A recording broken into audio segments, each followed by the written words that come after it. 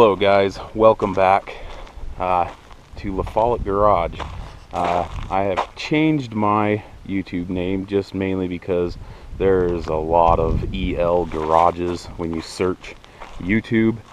So I wanted something kind of more unique, so I decided, well, my last name, that's unique.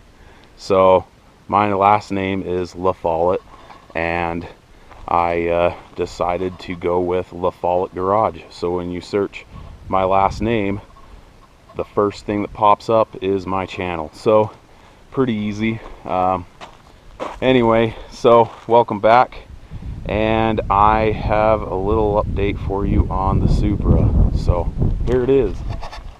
So as for all of you know, I didn't have a spoiler before, and now I do. So I ended up getting hooked up by another YouTuber. His channel is Supra Garage. He had a Supra on there that he was parting out, and I hit him up and he hooked me up with this three-piece spoiler. So it needs a little bit more adjusting. This gap needs a little attention because that is just uncalled for there, whereas this side's a lot better. So I just need to fix the mounting here, scoot that over flush. But yeah, looks lots better with a spoiler. I just was not liking the no spoiler. So another thing I'd like to upgrade are the taillights. I like the 89 plus taillights. They have a different design, and they also have the red trim that goes around here too, and it just gives it a more clean look. So I am keeping my eyes open for a rear set of those, but they're pretty pricey, so I'm just kind of holding off on that. So yeah, check out Supra Garage. His name, Carlos Carreras. He does an awesome job on all of his videos, and his Supra project is coming along really well. So he's kind of been inspiring me. So to make more YouTube videos, I need to get back within the swing now that it's nice weather and summer. So yeah, today I am doing coilovers in preparation for another surprise for a different video. It's been a super long wait, and I mean super long wait. Yes, it's only a month wait for this next surprise, but it seems like it's been a year and a half. I'm just super excited. So anyway, I'm prepping the car for a little bit more low, get rid of this monster truck gap here. So I ended up seeing some reviews on these coilovers. They're super cheap. I bought the full entire set. Well, I should back up. So looking at all the other coilover options that I've got, you're gonna spend at least $800-900 bucks for a full set, and I figured, just to get rid of the monster truck look, plus this really isn't gonna be a daily thing at driver car. It's mainly just gonna go out for car shows and car meets and cruises. So it's mainly just sits, and I'm fixing it slowly, little by little. These coilovers are max speeding rods. See it there, max speeding rods. They're full adjustable dampening coilovers, and they seem pretty well built. They've got a metal billet aluminum top hat, and you got your height adjustments separate from your ride spring load adjustment. And then on the very top, this one's got a red cap, but on the top of this one you got a little adjuster, and it clicks every time you turn it. It does a click and clicks into place. So pretty much you're just gonna have to, I mean, it's not really, there's no numbers on it or anything, so you pretty much turn it all the way in or whatever, and then you just got to count the clicks out, so to kind of keep track of where you're at on the dampening. So yeah, I'm getting rid of these old shocks. They're all blown and it rides like a boat, so this should stiffen it up a bit. So I forgot to measure the gap when the car was on the ground to see how far I've got to drop the car. But basically, I mean, if you were to measure the gap, you measure how long the stock setup is from the top of the top hat there to the bolt mounting, about middle of the bolt mounting. This one's 22 inches. And then depending on how far you want to drop it, you measure the same on this, and you go, I'm going to the 20-inch mark, so about 2-inch drop on the front, and I'll probably do the same on the rear, but I'm gonna fine tune it when I get the next surprise. So for now, I'm just gonna throw them on and just do that for now. But yeah, basically, to install, you've got 3 bolts that hold this top hat assembly on with the electronic TEMS control for the original stuff here. So you got 3 14mm bolts that hold this cover on, and then underneath you have to remove this, so you don't, basically, you know, you can probably pry that off and break it if you're in a hurry, but I didn't want to do that. I wanted to save it just because original Toyota stuff, and they're still working and good. So I took out the 2 little 8mm bolts that hold that onto the top of the shock, and then once you get all this stuff removed, then you got another 3 14mm bolts, or yeah, nuts, that are holding the whole strut from falling out. So I removed those last. I did this bolt down here first, but you do have to remove this big long 19mm bolt that goes through all this, and in order for me to get it all the way out, I did have to loosen. I had to take this 10mm bolt off that holds the washer fluid reservoir, just to allow it to flex out of the way enough to get that bolt up in there in that corner. So there's that. After you get that big bolt out of the way, there's another 19mm bolt down here that holds the bottom of the shock. I did that, and yeah, so do that first, then the 3 up there, and then it comes out. This pushes up and down. So yeah, I'm gonna put this new one in and get it bolted all up, and then I'll go to the other side and do that.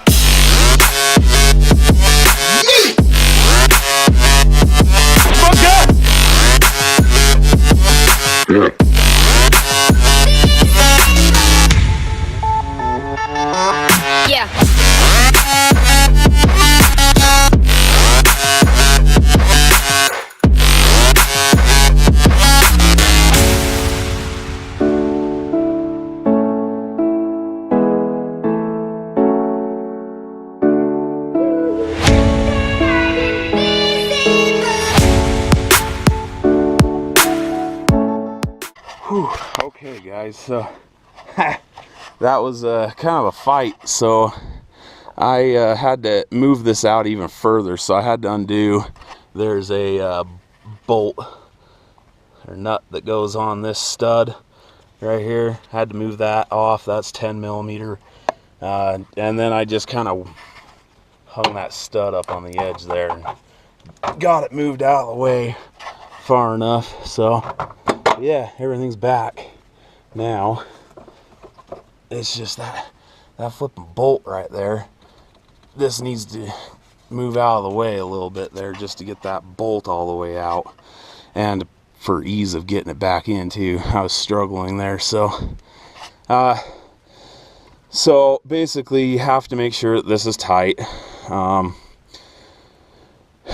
and basically to adjust the height of your vehicle, I think the best way would probably be you loosen this and spin it up, and then you can undo the this bottom bolt, and then of course the whole suspension is going to drop down, and then you just turn this to the desired height and then slap it back in, put that bolt back in.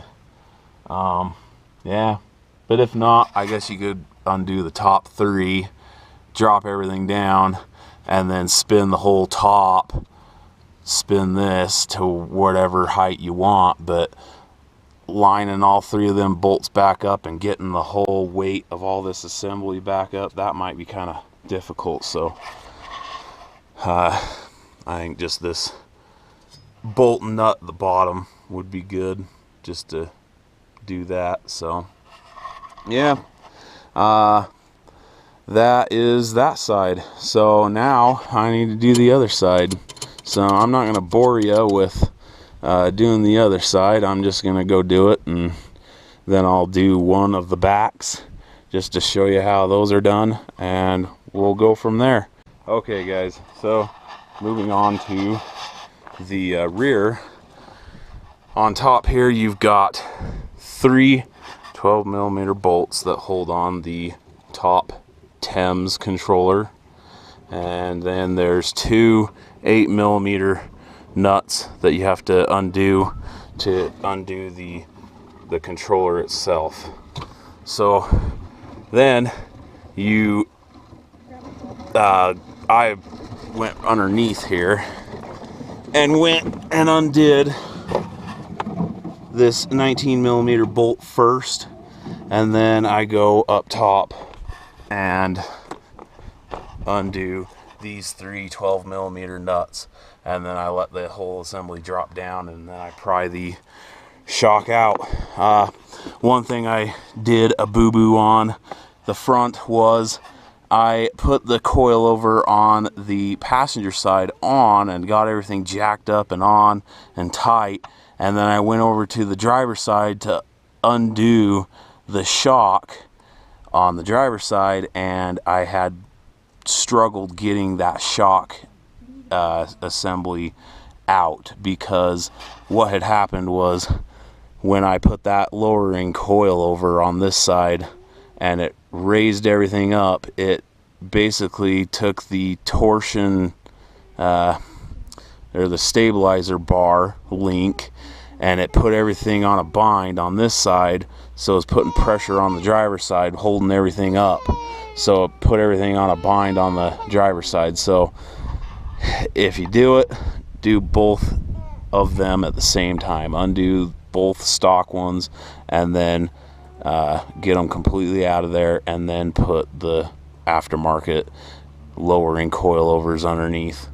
So yeah, I'm going to do the same over here. I'm just going to undo both sides completely and then put the lowering springs on. So lowering, or the coilovers on, sorry. Yeah, gonna go back to it.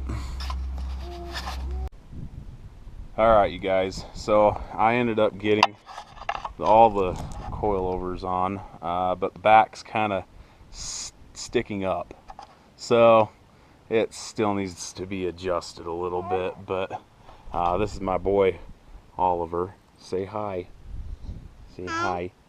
Good job.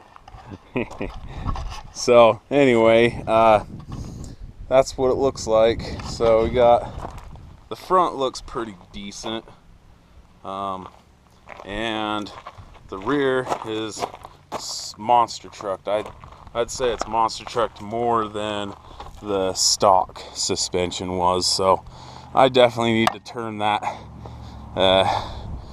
thing down so it's sitting a lot more even. But yeah, it's coming along. I'm going to be doing some painting on my panels to make it all white, so it'll be looking pretty good soon. So I'll keep you guys updated on the next surprise. Oh, and I also have a new door, a new used door. So it is in here, and it's in the process of getting paint, but I need to tear off like the glass and the mirror, and just basically go to town on that. So alright, you guys, thanks for viewing and watching. We'll talk to you guys later. Say bye. Say bye to the viewers. Bye bye.